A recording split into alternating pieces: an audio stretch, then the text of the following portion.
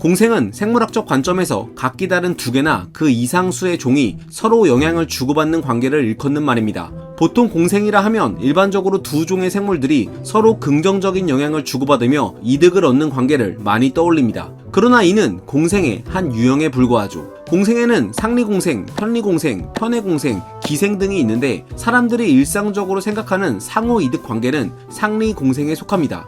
서로 다른 종이 함께 돕는다는 좋은 이미지 때문인지 동식물 사이의 상리공생은 실제보다 더 좋게 포장되거나 아예 왜곡되기도 합니다. 오늘은 자연 속 동물들의 상리공생에 대한 진실을 알아보도록 하겠습니다.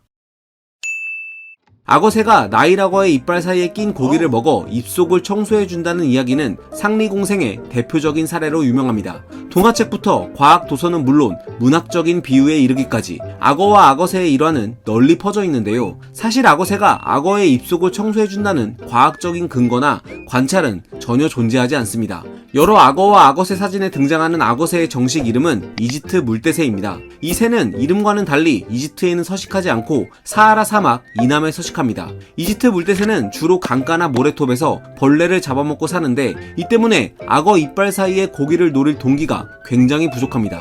또한 악어의 이빨을 보면 원뿔 모양이라 고기가 낄만한 구조가 아니라는 걸 알 수 있죠. 결국 악어새가 악어의 입속을 청소해줄 이유가 전혀 없는 셈입니다. 실제로 인터넷에서 쉽게 찾아볼 수 있는 사진들도 단순히 악어의 이미지에 악어새의 사진을 합성한 가짜 사진에 불과하죠. 그렇다면 이러한 이야기는 어떻게 생겨나 사람들에게 알려지게 된 걸까요? 이 이야기는 무려 기원전 440년경으로 거슬러 올라갑니다. 헤로도토스의 역사에 적힌 바에 의하면 강에 사는 악어는 입안이 거머리로 뒤덮여 있고 트로킬로스라는 새가 악어가 입을 벌리고 있을 때 이 거머리들을 잡아먹는다고 합니다. 실제로 악어의 몸에 거머리가 붙어 있기도 하지만 몸 표면에 한두 마리가 붙어 있는 것이 대부분입니다. 이후 아리스토텔레스의 책에서도 트로킬로스의 비슷한 행동이 언급됩니다. 하지만 아리스토텔레스는 트로킬로스가 거머리가 아닌 악어 이빨 사이에 낀 고기를 먹는다고 설명했습니다. 악어와 악어새의 관계에 대한 역사 깊은 오해는 여기서부터 시작된 거였죠. 하지만 나일악어에게도 걱정거리가 하나 있긴 합니다. 나일악어들은 알을 보호하는 둥지를 만들어 어미가 그 주변을 지키는데 변온동물인 악어의 특성상 주기적으로 물에 들어가 몸을 식히거나 볕이 잘 드는 곳으로 나와 일광욕을 해야 합니다.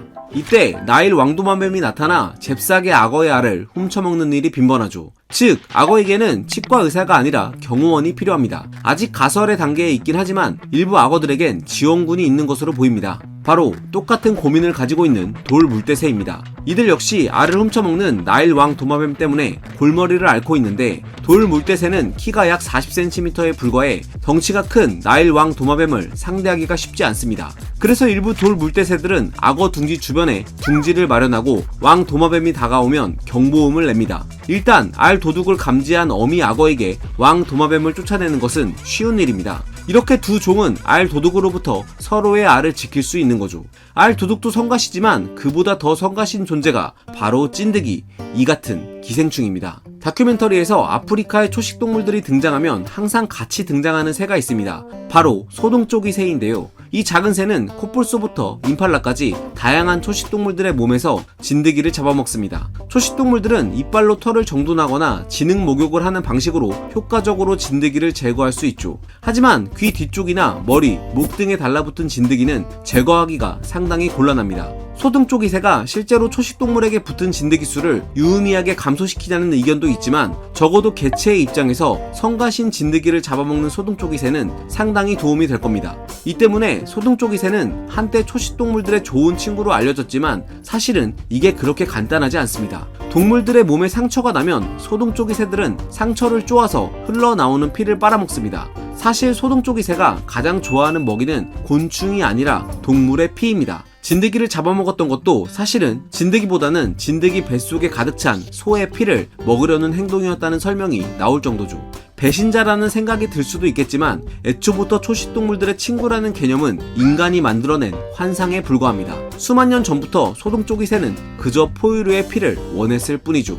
물론 이 새들이 상처의 추가적인 감염을 막아준다는 의견과 귓속을 청소해준다는 의견도 있는 등 해당 공생 관계에 대한 추가적인 연구와 관찰이 필요합니다. 비슷하지만 조금 더 상호 이득적인 관계로는 토레시안 까마귀와 반탱이 있습니다. 호주에 사는 토레시안 까마귀는 열매나 씨앗부터 작은 설치류와 곤충에 이르기까지 다양한 먹이를 먹습니다. 또한 왈라비나 캥거루 등 토착 생물에 붙은 진드기를 잡아먹기도 합니다. 이들은 까마귀답게 머리가 상당히 좋아서 호주로 유입된 동물들에 빠르게 적응했습니다. 특히 도구로 무장한 사탕수수 두꺼비를 뒤집어 사냥하는 방법을 가장 먼저 배운 동물로 과학자들의 주목을 받기도 했죠.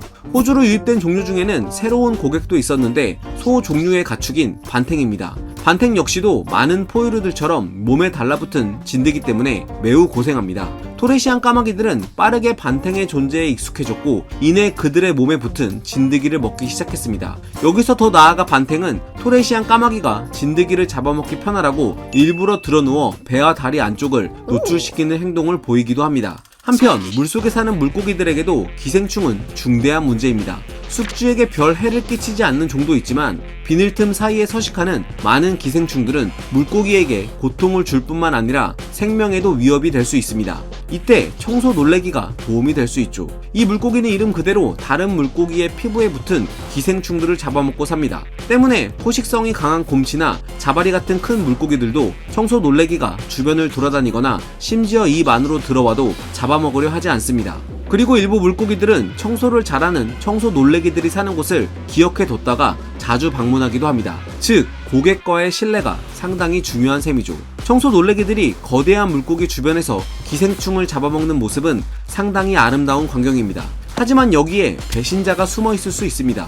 일부 베두라치의 경우 청소 놀래기와 비슷한 색을 가지고 있는데 이들은 멋모르고 접근하는 고객 물고기들의 피부 점액을 뜯어먹습니다. 사실 진짜 청소 놀래기들도 다른 물고기의 점액을 먹는 것을 좋아합니다. 다만 그렇게 했다가는 고객들의 신뢰를 잃거나 심지어 잡아먹힐 수도 있습니다. 그리고 공생에는 큰 먹이를 노리는 포식자들이 서로 힘을 합쳐 더 효율적으로 먹이를 구하는 경우도 있습니다. 아메리카 오소리와 코요테는 북아메리카에 서식하는 중형 포식자들입니다. 이들의 주식은 큰 설치류인 땅다람쥐인데 땅다람쥐는 육상에서도 민첩하고 땅굴을 파는 능력도 탁월해 사냥이 쉽지 않죠. 그래서 두 포식자들은 땅다람쥐가 많이 활동하는 봄이 되면 협동 사냥을 시작합니다. 달리기를 잘하는 코요테는 지상에서 땅다람쥐를 쫓고 발이 느리지만 땅을 잘 파는 아메리카 오소리는 땅굴로 숨은 땅다람쥐를 찾아냅니다. 땅다람쥐의 크기가 작아서 사냥감을 나눠 먹지는 않지만 둘이 함께 다니면 더 많은 사냥감을 잡을 수 있습니다. 야생동물 전문가 스티븐 만타 박사의 관찰에 의하면 오소리와 협동한 코요테는 혼자 사냥하는 다른 코요테보다 약 30% 정도 많은 먹이를 얻을 수 있다고 합니다. 하지만 협력관계는 영원하지 않습니다. 겨울이 되면 오소리의 먹이는 겨울잠을 자는 동물들로 바뀌기 때문에 더 이상 발빠른 코요테가 필요하지 않죠. 그래서 이때는 이 둘은 협력자가 아니라 경쟁자입니다. 겨울에 이들은 먹이 자원을 놓고 다투며 더 극심한 경우에는 코요테가 어린 오소리를 잡아먹기도 합니다. 그러나 봄이 되면 아무 일도 없었다는 듯이 두 포식자는 다시 협력을 시작할 겁니다. 이런 이종 간 협동 사냥은 어류에게서도 발견됩니다. 자바리 중 일부는 구멍이나 산호틈 속에 들어간 먹이를 사냥하기 위해 가늘고 긴 몸을 가진 곰치와 협력합니다. 협력 관계의 모습은 앞서 얘기한 코요테와 오소리의 관계와 유사합니다. 자바리가 먹이를 쫓고 곰치는 산호틈 속에 들어간 먹이를 찾아내는 역할을 하죠. 그런데 사실 사냥꾼만 협력관계를 형성하는 건 아닙니다. 사냥감들도 사냥당하는 것을 막기 위해 협력합니다. 아프리카 건조지대에 서식하는 난쟁이 몽구스는 주로 곤충, 설치류, 도마뱀을 사냥하는 포식자입니다. 그러나 난쟁이 몽구스 역시도 포식자의 먹잇감이 되곤 하는데 특히 매나 수리 등의 맹금류가 가장 큰 걱정거리죠. 물론 일부 난쟁이 몽구스가 보초를 서기도 하지만 보초를 서는 동안에는 먹이 활동을 전혀 할 수 없다는 점이 문제입니다. 그래서 이들은 노랑부리 코뿔새와 폰데르데켄 코뿔새의 도움을 받습니다. 몽구스와 코뿔새 모두 포식자가 나타나면 서로에게 경고해 주긴 하지만 시력이 좋은 코뿔새들이 공중에서 접근하는 맹금류를 더 쉽게 알아챌 수 있습니다. 또 코뿔새들은 초원수리처럼 자기들을 잡아먹지는 않지만 몽구스를 잡아먹는 맹금류가 나타났을 때도 몽구스들에게 이를 알려주기도 합니다. 덕분에 몽구스들은 경계를 서는 시간을 줄이고 먹이 활동에 더욱 집중할 수 있죠. 실제로 몽구스들이 코뿔새와 함께 할 때 보초를 서는 개체의 수와 경계 빈도가 감소한 것이 관찰됐습니다. 이렇게 보면 코뿔새들이 조금 더 손해를 보는 것 같지만 코뿔새들 역시 몽구스들이 먹이를 구할 때 드러나거나 도망치는 먹잇감을 낚아채 더 쉽게 식사할 수 있는 거죠. 이렇게 돈독한 협력관계로 인해 일부 코뿔새들은 이른 아침 몽구스들이 잠을 자는 나무로 찾아와 이들이 일어나 먹이 활동을 할 때까지 기다립니다. 또한 몽구스들 역시 코뿔새가 찾아오지 않으면 먹이 찾는 시간을 조금 늦춰 기다리기도 합니다. 게다가 사실 어린 난쟁이 몽구스는 코뿔새들이 잡아먹기 안성맞춤인 크기지만 이런 상리 공생 관계 덕분인지 코뿔새들이 어린 몽구스를 잡아먹으려 하는 행동은 전혀 관찰되지 않았습니다. 상리공생 중에는 전혀 예상치 못한 방향으로 흘러가는 사례도 있습니다. 새들 중에 가장 평이 나쁜 새는 아마 뻐꾸기일 것 같은데요. 뻐꾸기는 남의 둥지에 자기 알을 낳고 깨어난 새끼 새는 숙주의 새끼들을 죽여버리는데 사실 의도하고 죽이는 것이 아니라 그냥 밀어내는 본능이 내재되어 있을 뿐입니다. 이렇게 남의 둥지에 알을 낳는 행위를 탕난이라고 하며 공생 중 기생에 속하죠. 다만 전체 뻐꾸기과 새 중 30%만 이러한 행동을 하며 숙주새의 새끼를 죽이는 종은 더 적습니다. 만화영화로 유명해진 로드러너 등 나머지 뻐꾸기들은 둥지를 스스로 짓는 것으로 알려져 있죠. 다만 탕난을 하는 새 중에서 숙주에게 도움이 되는 새도 있습니다. 바로 큰 점박이 뻐꾸기인데 숙주가 무려 영리하기로 유명한 까마귀입니다. 이 뻐꾸기는 까마귀의 둥지에 알을 낳는데 부화한 새끼는 둥지 주인의 새끼를 해치지 않습니다. 더불어 새끼 뻐꾸기는 천적이 다가오면 총 배설강에서 산성의 화학 물질을 배출하는데 이 때문에 포식자들은 새끼 뻐꾸기를 잡아먹기를 상당히 주저합니다. 덕분에 둥지의 까마귀 새끼도 덩달아 포식자로부터 안전하게 되죠. 실제로 뻐꾸기가 있는 까마귀 둥지의 새끼 새들의 생존율이 그렇지 않은 경우보다 더 높았다고 합니다. 보통 공생관계는 서로가 자신이 상대에게 도움이 된다는 사실을 인지하지 못하는 경우가 많습니다. 하지만 모두가 그런 것은 아니죠. 북아메리카에 사는 큰 까마귀는 다른 잡식성 새들처럼 고기를 좋아합니다. 사슴이나 들소와 같이 큰 동물의 사체는 큰 까마귀에게 거부할 수 없는 먹이지만 불행히도 이들은 대형 동물의 가죽을 뚫을 만큼 부리가 강하지 않습니다. 그래서 큰 까마귀들은 회색 늑대를 시체 주위로 불러 늑대가 시체를 뜯어먹으면 남은 먹이를 먹죠. 늑대와 큰 까마귀 양측이 모두 배가 부르면 큰 까마귀는 어린 늑대들과 놀기도 합니다. 심지어 특정 늑대와 까마귀가 개별적인 신뢰 관계를 형성한다는 관찰 기록도 있습니다.